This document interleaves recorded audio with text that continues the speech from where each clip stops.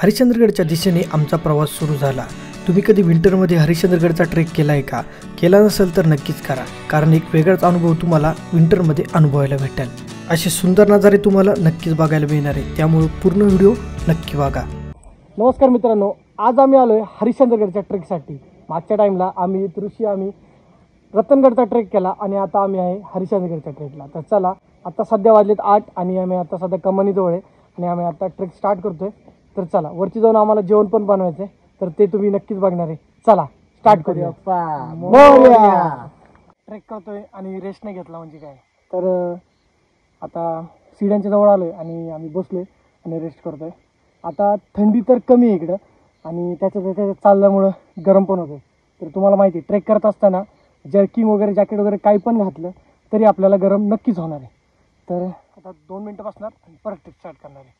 1 तास ट्रेक करून आम्ही वरती पोहोचलो आणि त्यानंतर आम्हाला काही घरं दिसायला सुरुवात झाली। सध्या आता आम्ही पोहोचलोय वरती आणि कमीत कमी आम्हाला 1 तास 15 मिनटं वरती झालेत आम्ही ट्रेक करतोय आणि फायनली मी आत्ता पोहोचलोय।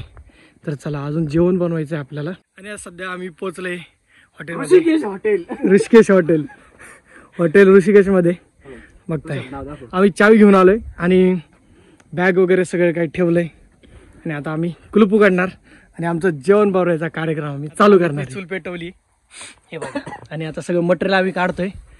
तर बटाटा, सोयाबीन आणि बाकीचं मटेरियल पण आहे। तर आज आमचा प्लॅन आहे, आम्ही मसाले भात बनवणार आहे आणि बटाटा भजी आणि कांदा भजी। तर अमित, कसं वाटतं येऊन? 1 नंबर। ऋषी, तुला कसं वाटतं येऊन? 1 नंबर। तर मित्रांनो, खरंच खूप मजा येते। सगळं मटेरियल काढून झाल्याच्या नंतर आम्ही जेवण बनवायला सुरुवात केली। मसाले भात बनवायचा होता, त्यामुळे सगळं सोयाबीन वगैरे भिजवून घेतलं। मसाले भात बनवण्यासाठी आम्ही 1008 तांदूळ सुद्धा आणला होता, त्यामुळे मसाले भात तर मस्त बनणारच होता। पटपट सगळं आवरून घेतलं, त्यानंतर आम्ही सुद्धा कांदा कापायला बसला होता। कांदा कापून झाला आणि त्यानंतर आम्ही भजी सुद्धा काढून घेतले। जेवण बनवायला टाइम जास्त झाला होता, त्यामुळे आम्ही फक्त कांदा भजीच बनवली, पण ते पण एकदम मस्त बनले होते। आम्ही टेंट लावलाय आणि बॉनफायर पेटवली। सध्या रात्रीचे वाजलेत 12 आणि आमचा एकदम मस्त प्लॅन झाला।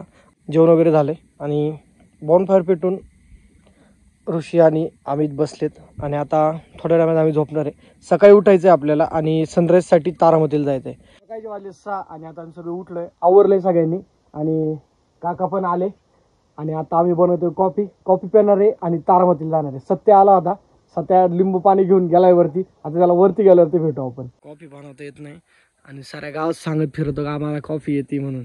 शबार आहे की नाही? बरोबर आहे। काय येतं तुला रे? आणि रस्त्याने साऱ्या रस्त्याने म्हणतात मी असा आहे, मी तसा आहे। पेस्ट टाकतो आई थोडी घेड लागली तुला आल्याची पेस्ट टाकायला। पाहिलं ना पोरांनो, हे असं येड्यासारखं करते आणि म्हणतो मी लय मोठा आचार्य आहे। अमित फोटोशूट करतोय ऋषीचा, बघू शकता आमचा मॉडेल ऋषी। तर या साईडला तुम्ही बघता मित्रांनो, या साईडनी सनराईज होणार आहे। समोर आहे पिंपळगाव जोगायचा डॅम आणि त्यांचं चाललंय फोटोशूट करायचं काम। आपल्याला जायचं वरती ह्या साईडला। फायनली आता आम्ही वरती पोहोचलोय तारामती पीक वरती। हे बघा, आपला सत्यम सिंग सत्यावरती लिंबू पाणी घेऊन आला होता। हे बघा, त्याची हा ड्रम, त्याच्या बाटल्या, त्याचे ते ग्लास बॅग घेऊन तर सकाळीच आला होता वरती आणि आम्ही थोडं लेट आलो। तर आता सध्या सनराईज झालाय, पण बॅड लक असं का आभाळ असल्यामुळं सनराईज काही व्यवस्थित बघायला भेटलं नाही, तर आजचा दिवस खराब होता। तर काय नाही, आता आम्ही आज कोकण काढायला जाणार आहे, पण व्हिडिओ शूट वगैरे एकदम मस्त गेलेत, ते पण तुम्हाला नक्कीच बघायला भेटणार आहे। हरिश्चंद्रगडसाठी तुम्ही विंटरमध्ये व्हिजिट करू शकता, ज्या टाईमला एखादा पाऊस होतो। त्याचबरोबर तुम्ही प्री मान्सूनमध्ये सुद्धा या ठिकाणी आले तर तुम्हाला बेस्ट क्लाउड व्ह्यू नक्कीच बघायला भेटेल। कोकण कड्याला तुम्हाला इंद्रवज्र सुद्धा बघायला मिळेल, तर नक्की व्हिजिट करा हरिश्चंद्रगडसाठी। आम्ही हळूहळू कोकण कड्याकडे निघालो होतो। तारामतीवरनं कोकण कड्याला जायला तब्बल अर्धा तास लागतो, त्यामुळे ट्रेक करताना तुमच्यासोबत एखादा ट्रेक गाईड नक्कीच असावा। या ठिकाणी पावसाळ्यामध्ये पूर्ण धुकं पसरलेलं असतं, त्यामुळे तारामतीला कुणाला येऊ देत नाही। आता सध्या पोहोचलोय आम्ही कोकण कड्याला आणि बघू शकता आज आहे सॅटर्डे, त्यामुळे पब्लिक कमी आहे, पण उद्या संडे तर उद्या गर्दी असणार आहे। तर बेस्ट व्ह्यू दिसतो आता कोकण कड्याचा, पण आता सध्या क्लाउड वगैरे आपल्याला काय बघायला भेटणार नाहीये। थंड हवा मस्त चालते इथं या ठिकाणी। आता कोकण कड्यावरती पण आपण थोडेफार व्हिडिओ शूट करणार आहे आणि त्यानंतर जाणार आहे आपण खाली मंदिराकडे। तर चला फोटोशूट करूया। तर आपल्याला आता कोकण कड्याची अपडेट अशी आहे, या ठिकाणी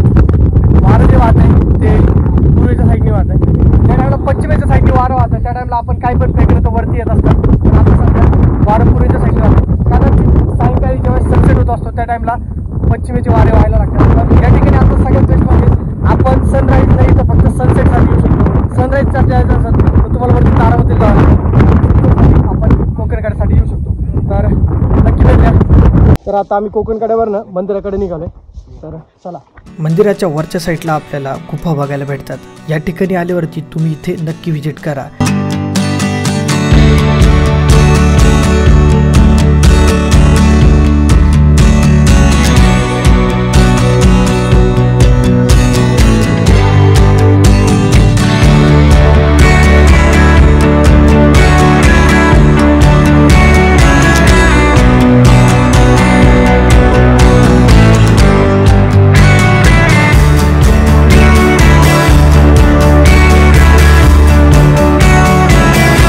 सध्या आम्ही पोहोचलोय मंदिराजवळ.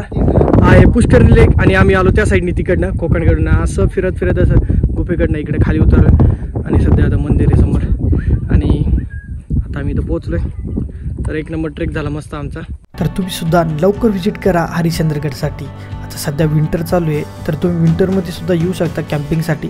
कॅम्पिंग बुकिंग हवे असेल तर नक्की कॉन्टॅक्ट करा. तुम्हाला बाकी डिटेल डिस्क्रिप्शनमध्ये नक्की मिळतील. डिस्क्रिप्शन चेक करा. तर मित्रांनो आजचा व्हिडिओ आपला इथंच एंड होतो आणि हरिश्चंद्रगडचा ट्रेक आता कंप्लीट झाला. तर चॅनलवरती नवीन असाल तर चॅनल सबस्क्राईब करा आणि येणाऱ्यासाठी अपडेट घ्या. बेल आयकॉन प्रेस करायला विसरू नका आणि इंस्टाग्रामला सुद्धा फॉलो करा. भेटू आपण आपल्या पुढच्या व्हिडिओमध्ये. बाय.